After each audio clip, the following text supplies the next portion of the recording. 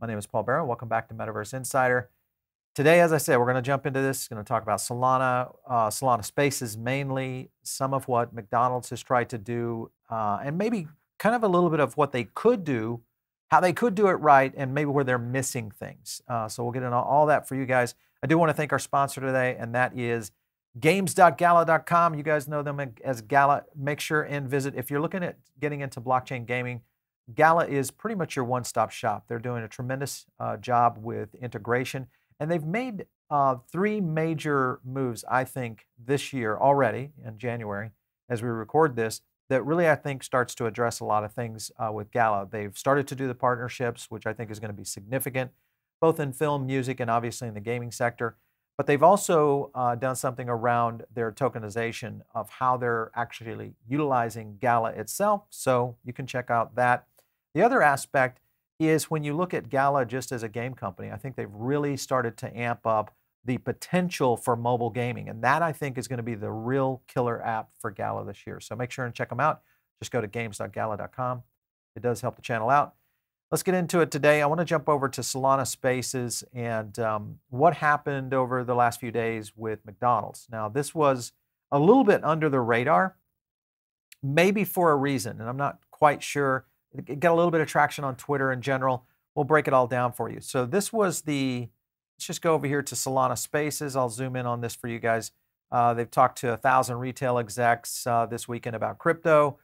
Phase of Vanity Limited, high-price NFT drops is ending. Every brand knows digital assets are how they're going to reach young people. And I think this is, at least, and this is something we talk about here on this show all the time, is that retail is the threshold to entry for the revelation of what will be Web3, and NFTs obviously will be a huge part of that. They go on in the tweet stream here to talk about Solana Spaces, replacing retail credit cards, loyalty apps with composable tokens. I agree. Wallet analytics by default without worrying about GDPR, another good model. Community marketing through free and cheap digital collectibles. This is already proven. I mean, you just look at the VB community on its own. I think they've already proven that. But there's going to be winners and losers in that spot, so that one is going to take a little bit of luck as well as skill. Taking payment fees back to their bottom line, that is going to be a big factor here. And as you can see, lots happening. This was kind of the event, just to give you guys a quick show of some of the visuals that came out of the event. I kind of expected a little bit more hoopla out of this, and it wasn't necessarily, I don't know if there wasn't a lot of press out on this, or maybe it was just a very limited access. I'm not sure. The point being is that when you look at what happened here, it didn't exactly roll out in the way that I think it was intended. But again, the point being is that this was a very small, secluded event for, in my opinion, what should have been one of the biggest events in food service and the conversion of Web3 this year. Maybe, I mean, you're talking about McDonald's here. This is the 800-pound gorilla in the food service space and in the retail sector as well. So I think this in itself kind of created a little bit of an interesting format here. The actual keynote there. So you can kind of see, I don't know if you guys can kind of see this over here on the side, but the point is I thought this might really be a lot more informative, meaning a lot more visuals, a lot more road mapping, and really creating a much more intriguing presentation, which again was one of the things that I think kind of fell a little bit short here with what they were trying to do. And again, the other aspect of this, guys, when it comes to integrating Web 2 to Web 3, one of the key things that we talk about, and I've talked about many times, and again, you know, my background, as some of you guys know, has been in food service. You know, we've done a lot in that tech space for many years, a couple of decades. And understanding the loyalty connection, the potential for payment, but the bigger part of this is the community building. And I'll explain a lot of this, of why this may not have necessarily, well, it just did not hit in the vein that I think McDonald's is trying. Now, it's true, maybe McDonald's, even though I feel like they're much further advanced, and I'll explain why, but I don't know that they put a lot into this one, which surprises me a little bit. This was the, you know, the so-called NFT. You cannot redeem your burger NFT for a burger. Stop asking. So this was kind of their scenario. Further into what they're talking about, we deleted a link to a form from the burger drop, needed to go back to the drawing board. Twitter is completely unusable for us today, bots, etc. This was kind of a little bit of I think, an admission of guilt, so to speak. I'm not sure there was bots involved in this. I think this was just a fail on their part. But anyway, truly sorry. Need to think through some options here, and we'll address later. Open to good ideas. This was surprising in the sense that maybe the good ideas should have already been here, and especially when you're dealing with a titan, a retail titan like McDonald's. So again, a big miss here with overall. The other thing that played out into this is how far McDonald's has gone into what they're trying to do with the metaverse. We'll get into that. This was Josh Gerben talking about McDonald's heading to the metaverse. The company filed 10 different trademark applications indicating it's time. Let me kind of zoom in on this right here. This is a GIF. And you can kind of see virtual food, entertainment services, operating a virtual restaurant, etc. Online retail services, virtual goods. All this plays into something, guys, and you can even go in and research this screenshot and go take a look at these patent numbers. But the point, and the trademark numbers, the point is that the opportunity here for McDonald's is huge for what this might lead into. This was their VR experience, I think last year, yeah. So you can kind of see it was a little bit more basic. They were obviously involved with Spatial. And then their press release right here, let's go up here. This was this year. McDonald's reads in the Lunar New Year through innovative collaboration with creator Karen Chang, she's a digital artist, does some pretty cool stuff. So you can kind of see the press release. And then if you actually get into it, this was the website, and I'll show you guys some things here. Let's kind of go to the top because you can kind of see the integration, AR filter, the metaverse entry, their TV commercial, and the APA community. And then you can kind of see the layout. Nice job, but doesn't this look very much like what could be easily integrated into an NFT? And again, a little bit of a miss by McDonald's as an opportunity.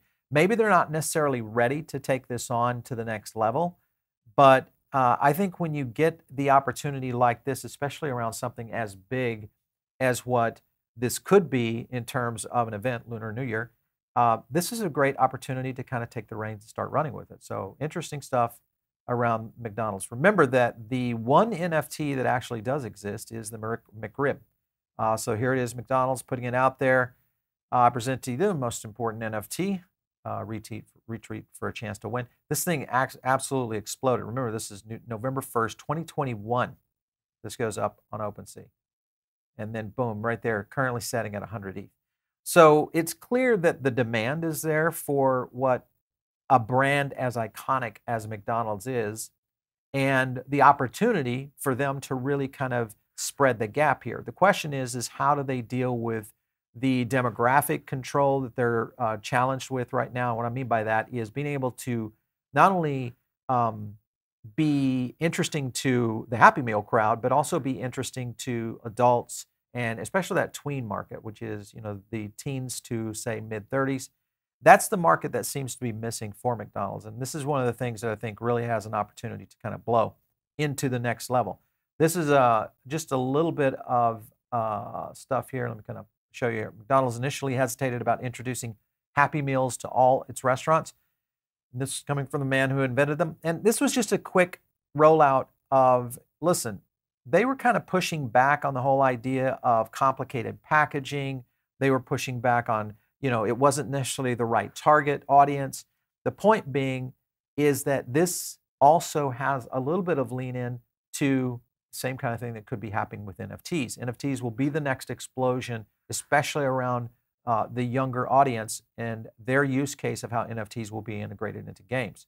Just to give you an example of how successful this has been, McDonald's sells now over 250 Happy Meals every 3 seconds.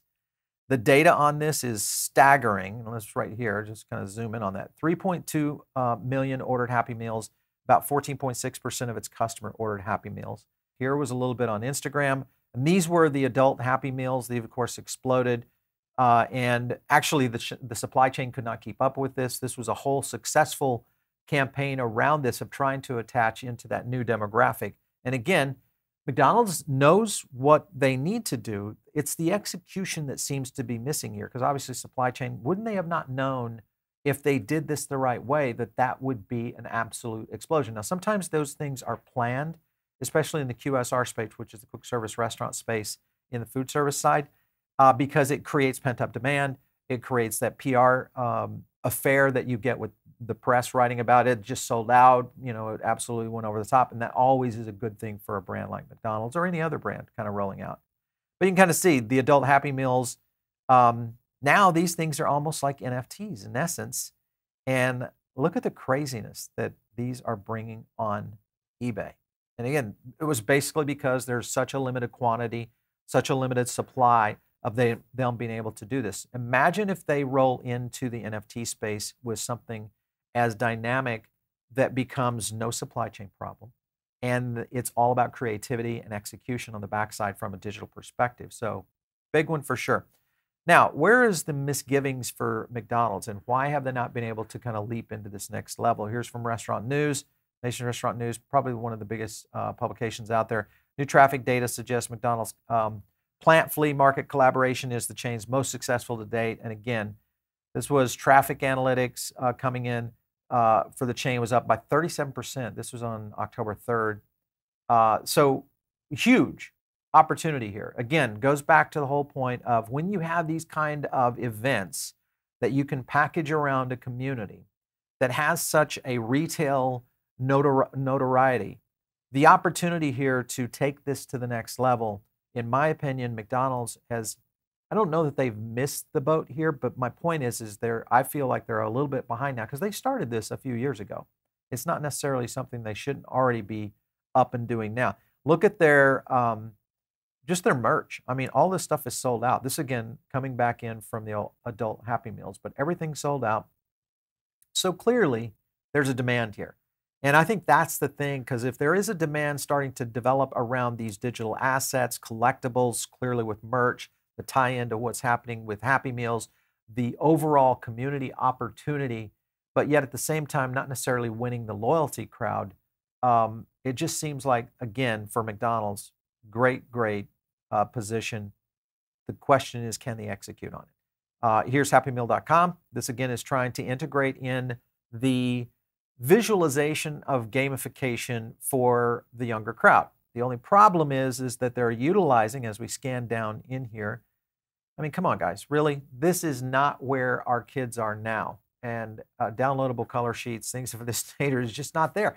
I think we're approaching a stage in which a lot of these major brands, whether you look McDonald's, Burger King, Wendy's, any of these that really start to flow into trying to hit to the younger audience, they've got to move much faster. That is a problem with the restaurant industry that continues to face a challenge, and that is the ability to adopt technology and move in a pace in which the rest of the markets are moving. Now, this video is the right direction. So they clearly know where this is going. Let me play this for you guys, and I'm going to mute this. But let me play this for you. And you can kind of see this was McPlay scanning the toy, now what does that look like, guys? It's going right into a game, potentially as a collectible or a potential NFT. Again, another potential opportunity here to take this out to next level that McDonald's has just missed. All right, so here's the example of where McPlay is now. Again, this is another opportunity right here of really starting to understand how to leverage in. And this right here, graphics, not bad at all. But this is the point I'm getting at. All we have to do, or they have to do, is really understand what a roadmap looks like them for digital collectibles. They clearly have the demand for it, and they clearly have the understanding of it. What I don't understand is why they haven't been able to execute on this. So that, to me, is the missing mark for what McDonald's is doing. All right, so here's an example of what they were doing with Ron's Gone Wrong. And this, of course, is the Phygital approach, which is a physical item integrating into digital aspect. This, I think, is, again, great understanding of what this needs to be, which is, let's be clearly, this should be a digital collectible, possibly tradable at some point into an NFT format. So again, you can see the download, and they kind of integrate the device itself, or the item actually integrates with what's happening on the screen itself. So pretty cool stuff. It just seems like all the right things are here for them. Now, when you think of all the right things, let's go over to Cryptoys. Cryptoys does an example here of an unboxing. So just a quick review here. I'm going to play this. Let me pop this out real quick. Let me mute this too for you guys. But what they did here is just an unboxing. And again, it gets into the magic that is still available in what can happen, because now we're using, just a new next generation of communication tools. And if we start to see this integrating into video chat and around it for the purpose of this kind of unboxing, and of course they're talking about the whole thing right here, the unboxing is occurring. This is a digital unboxing. So again, community, this is the next era of where we're going to see these communities be built, and that is in the digital ecosystems out there. So Web 2 to Web 3, it's happening right now, guys. Whether it's a Solana, a Polygon, or many of the other projects out there that we talk about here on the channel often, the key is that these retail brands really need to kind of leave into the next level. Here was more on Cryptoys just to show you some of the sexiness that they've been able to do. And they do a tremendous job, I think. And we've had the Cryptoys guys on before. I probably should bring them back on the show. But if you haven't checked that video out, make sure and just search Cryptoys on our channel. You'll see their team leads talk quite a bit. This is their roadmap. There's some pretty cool things with Cryptoys that I think also falls into what McDonald's are doing. Mini-games. Why wouldn't that be a potential here for McDonald's? Further into this, items and accessories launch. Why wouldn't you have accessories around the Happy Meal components? And then you move on into phase 4, play sets. Of course you should have play sets all tied in. This is a roadmap really that should just reside in McDonald's, NFT, digital collectibles, and Phygital space, but instead it's over here on Cryptoys. So McDonald's, got to get your act together. A lot happening right here. Now let's talk about the last component, and that is bridging the gap between the two markets, which is the entry-level consumer market, which is the younger crowd that eventually phases out of McDonald's. It's been proven many times that once you hit 11 years old, that's when kids will start asking for other, and it's been proven in the sector more and more, people asking for more fast casual, which is the sectors like Chipotle, etc. What could you do to really kind of leverage in the next generation? Ready Player Me, right here. Great opportunity to integrate in avatar use cases that really could start to create more of a, not only loyalty, but also, again, going back to that community. And this is a thing that I think is the killer app for all of these retail components, is integrating solutions that truly do create the next level of what brands need to do to connect with their customers. So good stuff out there. All right, so we're jump to their loyalty program just to see a little bit about where they set in the size and scope. 21 million. You see Papa John's in there, Domino's, etc. Even 25 million with Starbucks, and then Panera, of course, the beast. Chipotle holding on at 25. That's pretty interesting. Not bad. Active members are in the ones that have the asterisk by it. So that, along with what is happening with McDonald's, loyalty program is a year old. How's it doing despite the 26 million members? What they have had problems with is this slide in store traffic. Now, this is something we track over on our other website, which is foodabletv.com. And we talk a lot about these kind of things, store traffic, coming from a lot of social data that is out there in the world. And McDonald's has had some challenges with this. And I think the question mark here for McDonald's, again, is why? Why are they having these kind of challenges when they have all of what seems to be the tool sets and all of the chess pieces in play, but they haven't executed on being able to leverage into this Web 2 to Web 3? This is the thing I talk about often. The company who makes Web 2 to Web 3 easy for Web 2 devs, Web 2 tech stacks, and the evolution of a strategy that can come into existing roadmaps and existing strategies that are already implemented in many of these Web 2 brands, that is the one that breaks out as the huge winner in the space. Now, has it been done? Yeah, it's been done. Artifact and Nike. That's the example right now that I think everybody should be having a bullseye on their conference rooms and say, that's the way it's done. Now, you look at Starbucks, go check out my video on Starbucks. A lot of opportunity there with Polygon, missed opportunities. Missed opportunities. Now you've got McDonald's happening here. This is a case study, guys, that we're going to continue to see challenges between Web 2 to Web 3 and what this might look like for the future. Make sure and stick around here because we're going to do a lot more of these kinds of videos. It does break down into a lot of these things of where business is going, especially in the retail sector and all that good stuff. If you're not over here on our YouTube channel. You should be. If you're listening on our podcast, make sure and jump over here.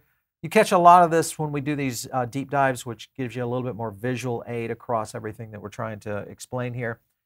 And it does help you out because you can jump into the Diamond Circle, which is our twice weekly email. It gives you additional content if you can't keep up with the channel here. We drop it to you. We also do a lot of metaverse and gaming stuff as well in terms of updates for you. So make sure and jump in. It's free and easy. If you guys want to catch me, it's out there on Twitter, @Paul Barron. We'll catch you next time right here on Metaverse Insider.